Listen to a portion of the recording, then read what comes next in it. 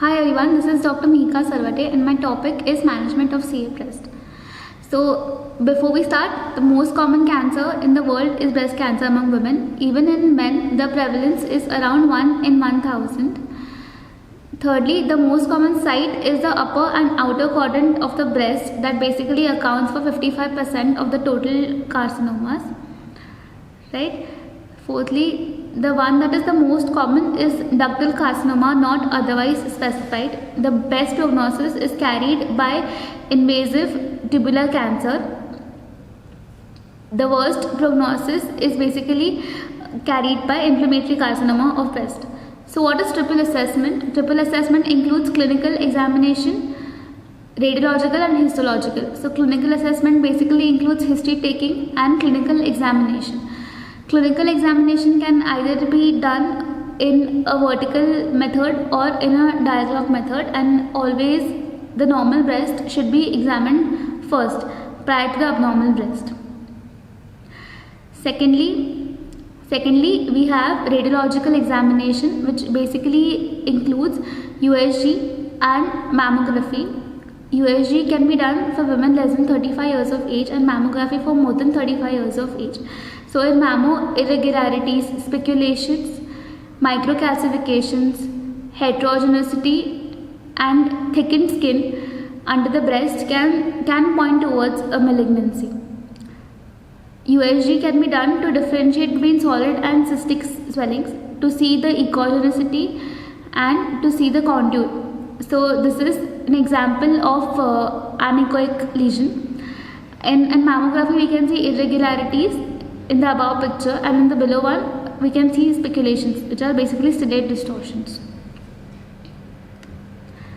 So these are types of microcalcification. Among these, clustered type carries the maximum risk of a malignancy.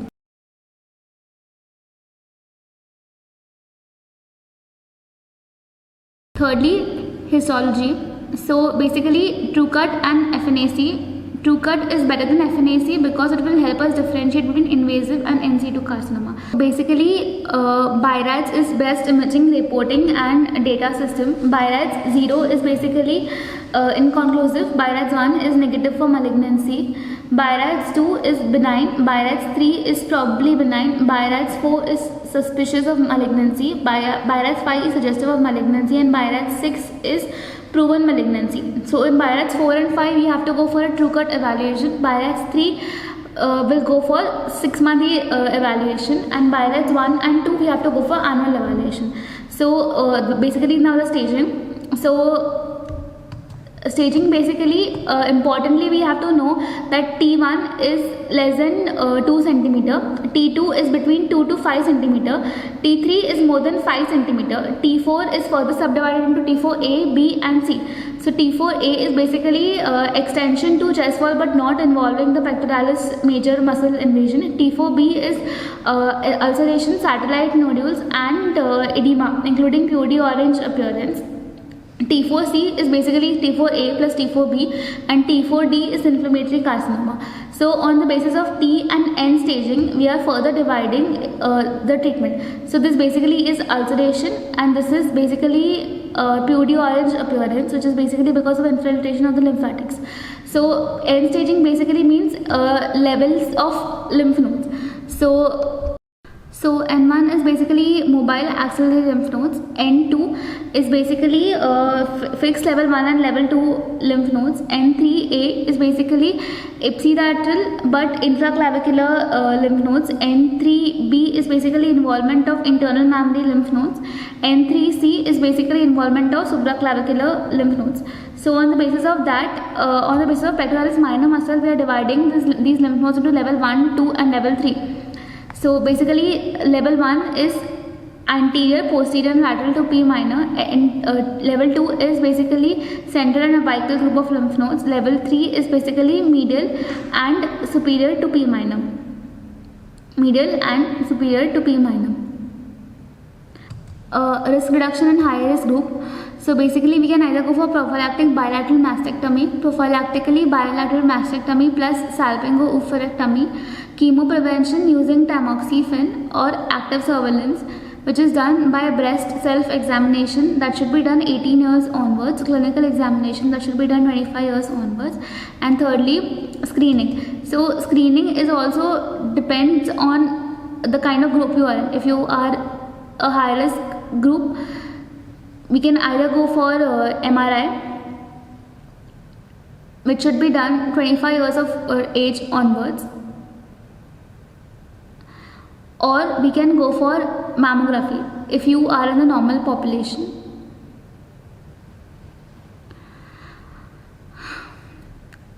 Mammography that should be done 25 years of age, 40 years of age onwards.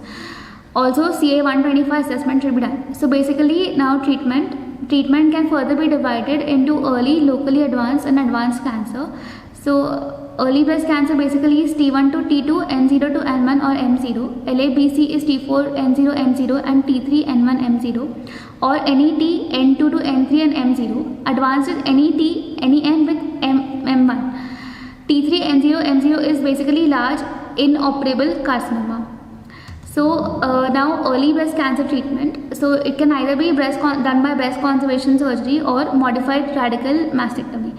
So breast conservation surgery basically is done with the help of wide local excision with a 1 centimeter margin. In case where clinically lymph nodes are not palpable, we can also go for sentinel lymph node biopsy intraoperatively. Basically it can be done perioperatively. So sentinel lymph node biopsy includes injecting methylene blue dye or using technetium 99 and sulfur around the tumor area, and staining of more than 2 lymph nodes or uptake of more than 10% by gamma camera basically means sentinel lymph node biopsy is positive and there is involvement of axillary lymph nodes.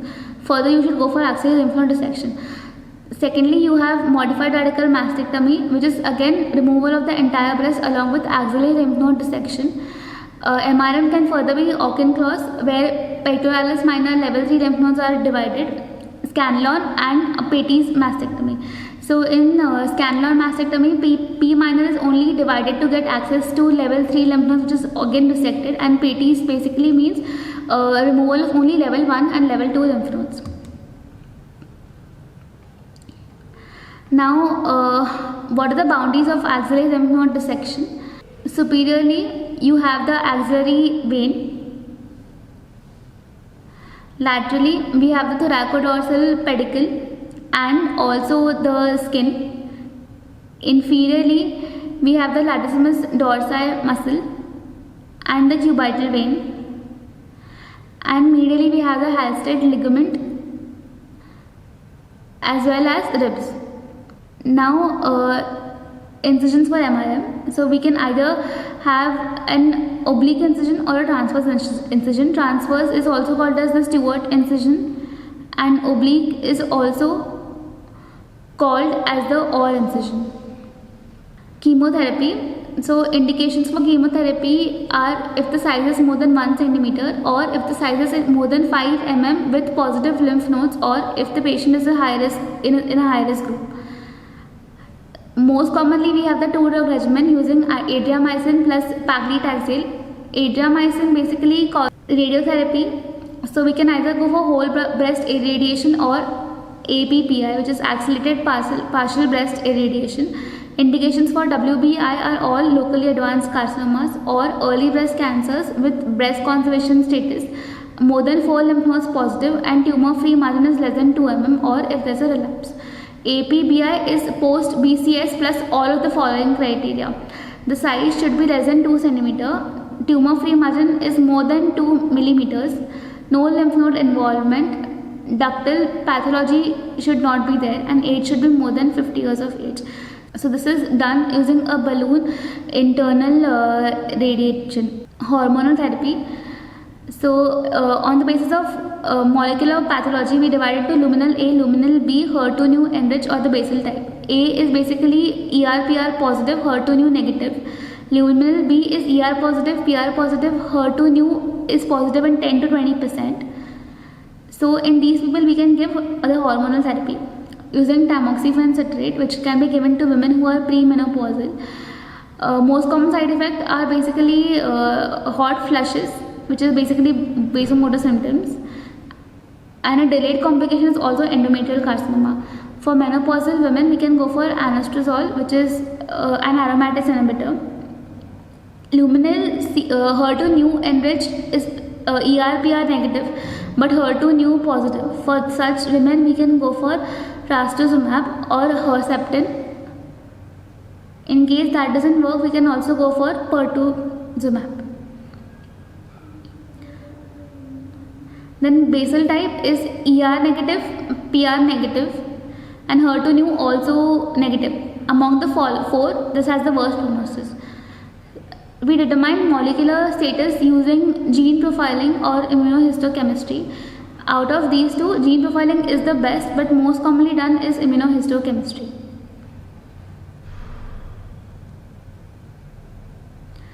So some drugs for triple negative type of carcinoma, we have palbociclib, olaparib, then imiparib, veliparib. All of these affect the cell cycle. The last three are anti-PARP, and palbociclib is anti-CDK4 or CDK6.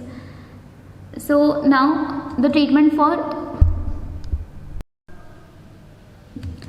locally advanced breast cancer. For these, we have to go for neoadjuvant chemotherapy, followed by modified radical mastectomy, followed by radiotherapy or chemotherapy or hormonal therapy. So neoadjuvant can be given using cyclophosphamide with anthracyclines and taxanes.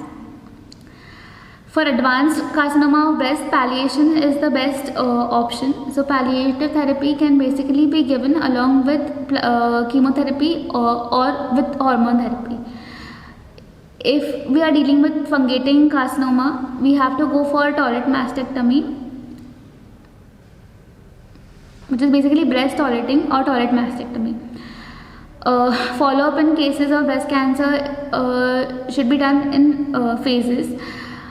Initially, physical examination should be done every 3 to 6 months for 3 years, for the first 3 years.